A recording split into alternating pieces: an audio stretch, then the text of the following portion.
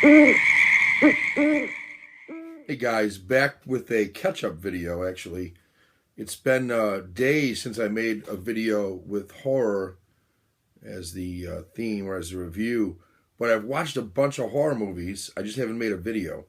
So this is kind of a catch-up one. I'm going to catch you up on a few different things I've been watching and have watched, and I'll do them all at once.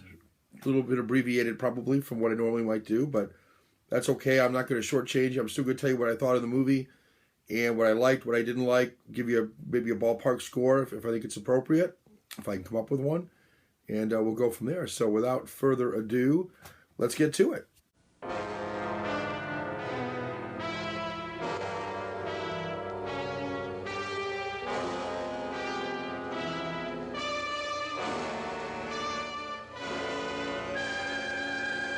Hey guys, a little different lighting for this one. I was doing a hangout with Falagar the other night, and people were watching and commenting that they liked this type of lighting for horror ones in particular, so I thought I'd switch to that for these videos. You can see well enough. I think I'll get the television on right next to me. I'm watching a Penn State-Ohio State game. Not going well for Penn State, unfortunately, but Ohio State's #1 in the country, so didn't expect much less.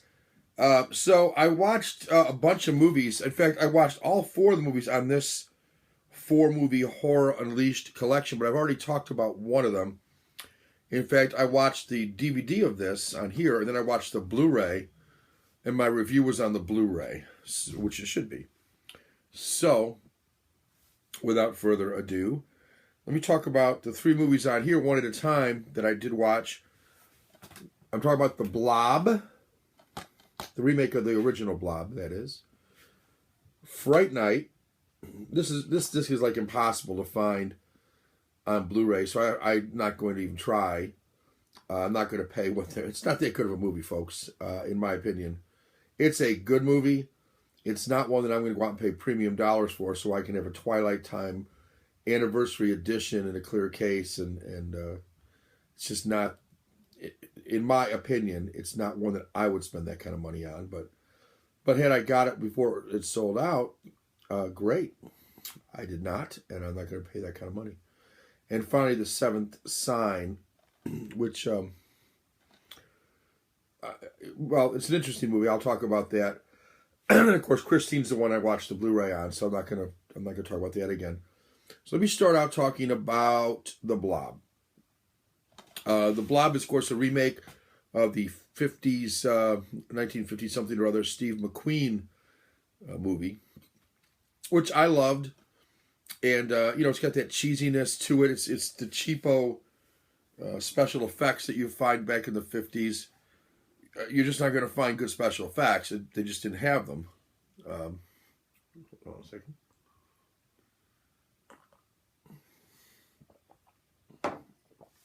Coffee. By the way, on a side note, thanks to those of you who did the coffee tag. I think I took it from a book group that I watch. And I like books as well as movies. I don't usually do any reviews of books or anything, but there's a lot of reasons for that. I enjoy movies more than I enjoy... Well, I enjoy making videos about movies more than I enjoy making videos about books. Let's put it that way. Though from time to time you may see me do one on one that's related to movies. Anyway, I took the coffee tag from that group where it had been kind of making the rounds, and brought it over into this group. By this group, I mean the group that I subscribe to, and I tried to give it to Cool Duder and What Movie One and some of the Absolute Sublime One, and none of those guys picked up on it, which is fine. Either they don't like coffee or they didn't have time to do the video or whatever, because I thought that would expose it to even a greater group. But it exposed it to, at least a handful or two of folks that are ones that I watch, or I watch somebody and then somebody watches them. So it did have a nice life. So thanks for doing those. If you did one, I think it was a good idea. It was my idea. What a good one. So anyway, The Blob. I liked it. I thought the special effects in it were good. I liked the idea that the Blob is more fast moving. seemed to have some sort of intelligence, and like the first one, had a definite reaction to cold. It was interesting how they found that out in the second one. The remake or the reimagining, whatever you want to call these things. I never know what the right term is for when they do another movie of something that you've already seen. But I liked it. The acting in it was decent, believable. Typical type of acting, I guess. It wasn't great acting, but it certainly wasn't bad. The cinematography I thought was really good.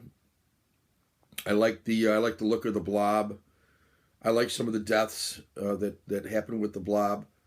Although basically, the blob kind of comes upon you and you're basically swallowed up by it, and then you die a ghastly death as a result.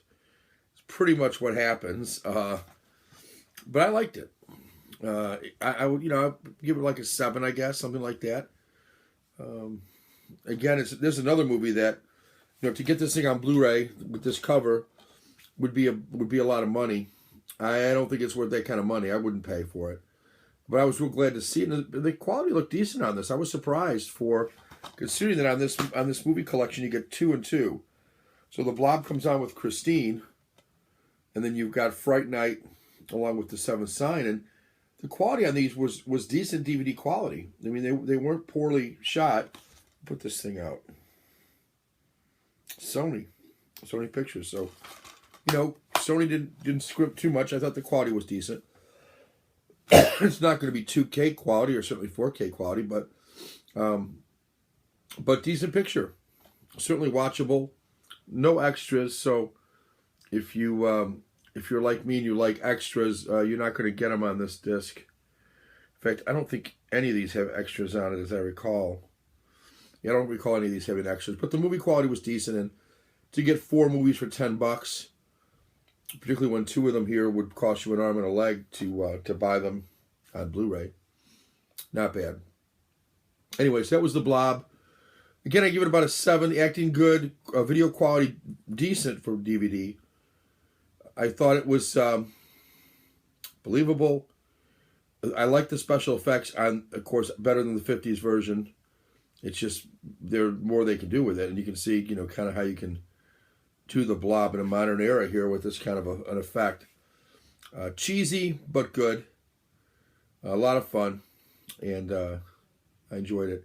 I do think the military in this were nice. They're sort of evil and inept at the same time, which, but not blatantly so, not comically so, just enough to amuse me.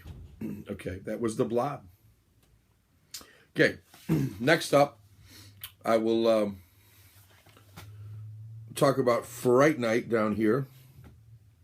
Another movie I watched, and a good movie starring Roddy McDowall, of course, and Chris Sarandon. I guess are the 2 big names. Chris Sarandon playing the vampire, Roddy McDowall playing the TV star, would-be vampire hunter killer, although he's just a TV star. But he's called upon to do it in real life, and he comes through. I liked Fright Night. I liked it the first time I saw it. Essentially, boy's got a pretty vivid imagination. However, when the next door neighbor moves in and women start disappearing, some of whom he thinks he's seen in his own side yard, it becomes apparent to him that the next door neighbor's a vampire. And he's got a henchman with him that's kind of helping him to lure women to his residence, where he disposes of them, drinks their blood. And he manages to convince his girlfriend, and then she, the local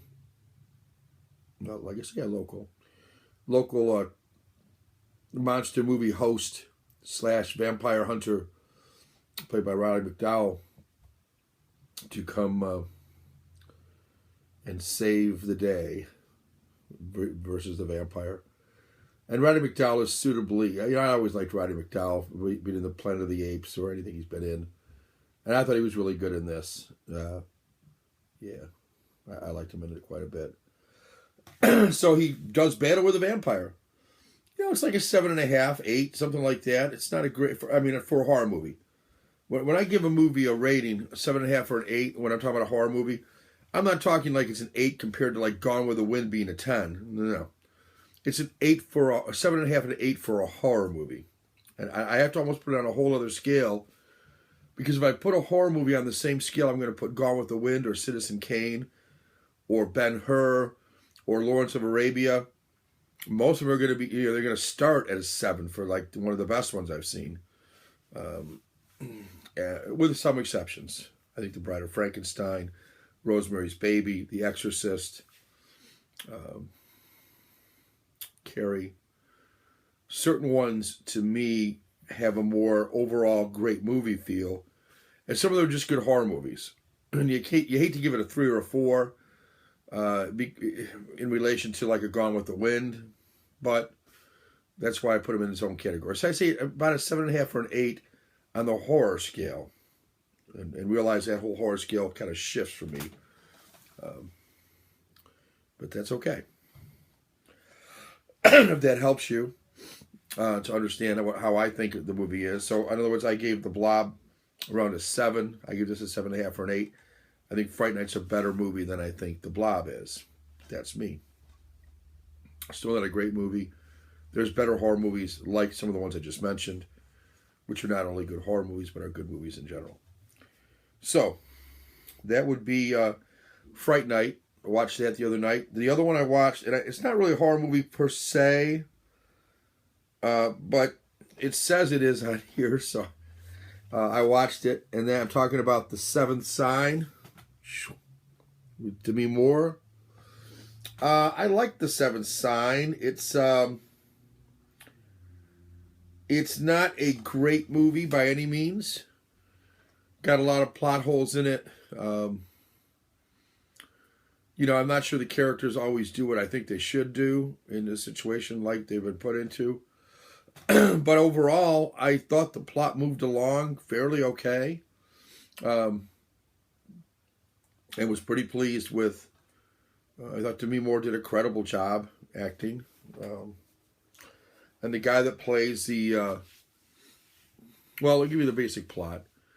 The end of the world is going to be marked by different signs. 7 of them. And in this case, I guess I'll just go for it. Jesus has come back. Initially, he came in as the lamb.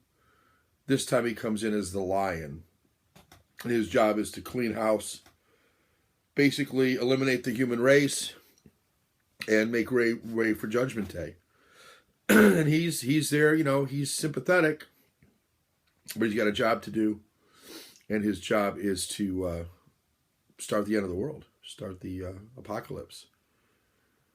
And so various signs come and go. And this baby being born is going to be the first baby born, and the baby is Demi Moore's. It'll be the first baby born without a soul. There's supposedly a place with all these souls that when someone's born, a soul goes into each child. Well, in this case, the bank is empty. Finally, we ran out of souls. There was only a limited number of them, apparently. And we're running out. This is it. And this child is going to be the last one. Let me fix it a little bit. This child's going to be the last one. Well, it's going to be the first one without a soul and the last child ever born. And, of course, Demi Moore as a would-be mother, it's not something she can take. So it's a testament to motherhood. I love end-of-the-world type stuff, so it's like me with, I reviewed The Pyramid earlier this month. I like Egyptian shit. I like mummies and tombs and the kind of stuff that can happen in a tomb, that enclosed feeling and not being able to get out. And I wouldn't want it to happen to me. I have claustrophobia, I think, when I think about it. But like it in a movie. And I do also like this end of the world shit. I like when I see that God is coming, and the whole religious vibe. I guess I was raised a Catholic. I'm not a Catholic now, but I was raised a Catholic, And so, you know, this exorcism thing was big for me. Hence why I like The Exorcist probably better than any other movie. It's that religious theme. And I like The Seventh Sign for a similar reason. So, you're going to have to take my review with a grain of salt, I guess, if you're not of that mind. If you're not a big fan of end of the world things, the movie's probably a 4. If you really like end of the world type stuff, it's like a 7. I give it around a 7, only because I love that genre. It's not a great movie, but I've watched it before, and this is a rewatch for me. So it certainly isn't a bad movie for me. So I give it about a 7. And that's not a bad score for a horror movie. Yeah. So I give it about a 7. That's The Seventh Sign with Demi Moore. I actually liked it. That's those 3. Got another 1 or 2 here. I guess 1. And that kind of catches me up. This movie, I was telling Sam the other night, this movie, I remember watching this on Showtime or something. You know, I caught it like midway through, and I wasn't sure what the hell it was. But I thought it was about 4 guys in the woods who were experiencing some supernatural stuff, and maybe we're going to solve a mystery or something. I wasn't sure. I could see it had elements of like Stand By Me or It. And then I realized it was reminding me of Stephen King, though I didn't know it was, because they kept flashing back to like 20 years earlier, or maybe it was 30 years earlier, where these gentlemen were kids. And I thought, well, that's very like Stephen King. Then I realized when the commercial came and I hit the info button to see what it was a Stephen King, based on a Stephen King story. And I had never read the story, so I didn't know what was going to happen. And it really freaking freaked me out. Because the movie goes from kind of a psychic, battling the winter, not really sure what's going to happen type thing there, to aliens and an invasion to take over the world. And it certainly had its horror elements. Sci-fi horror more than regular horror. It might be a little hard to see, but I don't know. It's Dreamcatcher. And this comes out another one of these film collections like the last one I just showed. This has Cat's Eye, Creepshow, Dolores Claiborne, and Dreamcatcher, which is one I watched. And I really liked Dreamcatcher. I think it got shitty reviews, but I liked it. I liked the fact that these 4 kids grow up to be men and have a battle to face. And it appears that the battle was kind of laid out from their childhood. They saved this young boy from a beating from 2 bullies. And, you know, Stephen King has bullies in almost all of his movies, if you think about it. Christine has bullies. I mean, they just... It, of course, has bullies. And I don't mean the clown, Pennywise. But there's bully boys in there. And certainly Stand By Me, the older boys are bullies. It has a theme there. I think Stephen King had the shit kicked out of him when he was young. And now he's giving the bullies their due. And good for you, Stephen King. Because bullies are not cool. I used to hate bullies in school. In fact, I used to stand up against them. Much to my dismay, if I saw him picking on a weaker kid or certainly a special ed type kid. And we had those, of course. Everybody does. And I would speak up. I'd be like, leave him alone. You know, what had he done to you? You know, you got to pick on somebody like that. And of course, you know exactly what happens when you say that to a bully, right? So I get the shit kicked out of me a lot by bigger, older boys, or sometimes just tougher boys. But you learn, and the scars they give you toughen you, I think, overall. So I was never afraid, though, to stand up to him and say, knock it off. That's not what you should do. I said it nicer than that. I wasn't a very big kid, so I said it nicer than that. I was tall, but I was skinny. Anyway, so back to Dreamcatcher. I really liked it. And the bullies that pick on this kid early on, you know, you never do see whether they ever take revenge on these kids. But these 4 kids save this boy who speaks funny. He's hard to understand from a faith worse than death, because they wanted him to eat dog shit. And he wasn't going to do that. So they come to his rescue, and he sort of gives them powers. when they hold hands, and there's a girl missing, and they were able to find her. There's kind of like one of the boys does this, and when he does that, the air kind of starts to churn. You can see the air looking different, and then it almost creates like a tunnel, which they follow, and they find this girl who's down on the storm drain, and so on. And then each one of us now as an adult, they each have different powers. Some can kind of interpret dreams or see into people's heads about what they're thinking about the dreams they've had and so on. Another one has the ability to find things by kind of doing this. He can warp space or something and lead to what he's searching for. Each one has sort of a different power, like I said, intuitive and so on. They end up going to this mountain area, this retreat type area, and while they're there, they encounter a guy who's got this giant bulge here in his chest, and then it goes down to his stomach, and he is burping and gassy, and they tell him to lie down, and when he does, one point they go to check on him, and there's just blood everywhere, and they're like, holy shit, what the hell? Jason Lee's character is in this, and they break down the bathroom door, and here's the guy in the toilet, kind of like this, and when they go to get him off the toilet, there's a gaping hole in his ass, like this big, just blood, and clearly now somebody's in the toilet, and they slam the lid down on the toilet. It's like a giant eel or something, it looks like. Well, when one of them goes to get some tape to tape down the lid so the thing can't get out, because it won't flush, the Jason Lee character was left to sit on the toilet, but it's like, this is the part that gets to me. He's so obsessed with having a toothpick in his mouth. He's always got one in his mouth, always throughout the movie. He has a little metal container that has them in.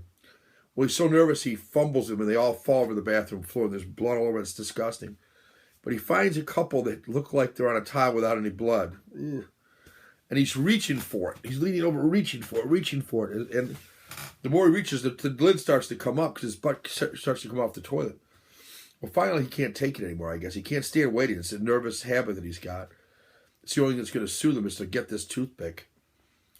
So he leans just far enough, and sure, if the toilet comes up and pushes him onto the floor, his glasses fall off his face, so now his things are blurred. And this eel, this giant eel, head of it like this, its teeth are this way, and they're sharp. It's almost like the whole body becomes teeth and mouth. And it's huge. And it ends up, of course, killing Jason Lee. But that's only part of it, because this thing eventually slithers to the leg of this giant alien creature, kind of translucent.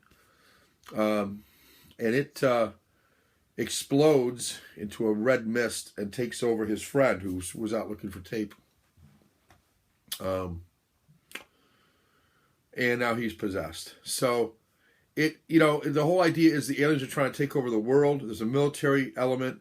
These four friends and the friend that they had years ago, the one they saved, the one that spoke funny, are all that stands between the aliens and world domination.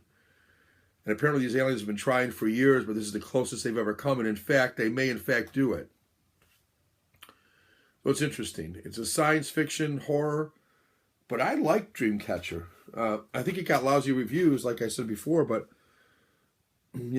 for me, it was like an 8 on the horror scale. There were some moments that were kind of hard to believe that they would do what they did, but there were some other really good moments. So, for this type of movie, it might even be an 8.5. It was good. I liked it. And again, it's probably one that got really shitty reviews. Oh, here's the case. Here's the DVD that comes. You can kind of see the eye of the creature here. I will say this: they have an original ending, the one that I guess was in the theaters, or I think it's a miniseries maybe, and then they have this alternate ending. Alternate ending, way better for me. And if you've seen both, you know what I'm talking about. I'm going to ruin the ending in case you haven't seen it. It's one of those movies that a lot of people probably haven't seen. And, I say it was a miniseries. Maybe it wasn't. It might have been a movie. Lawrence Kasdan was the director. I guess it was a movie, not a miniseries. And there are extras on these things. I said the original ending, oh, I see. The original ending is yeah. The original ending is the one that I liked. The one that they show here is an alternate ending, I guess. Well, I like the original one better. That's how they label them. But they show you the alternate one, and then you have to switch to the original one based upon what this says. But there's some 3 featurettes, a theatrical trailer, and so on and so forth. So I liked it. There's commentaries on some of these. So yeah, considering 4 stories based on Stephen King, this is the only one I watched. Sam tells me this is good. Cat's Eye's an anthology, which I didn't realize, so I'll be watching that.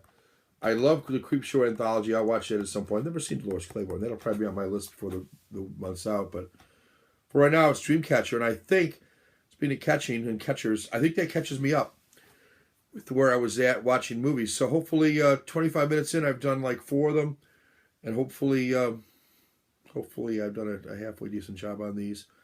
So I rate them anywhere from a 6, 7 up to maybe as 8.5 is on the highest on the horror scale.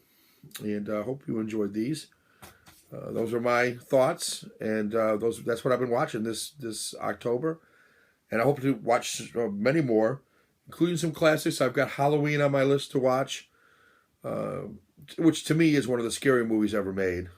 It's up there with The Exorcist. I like Halloween a lot. It's the music. It's the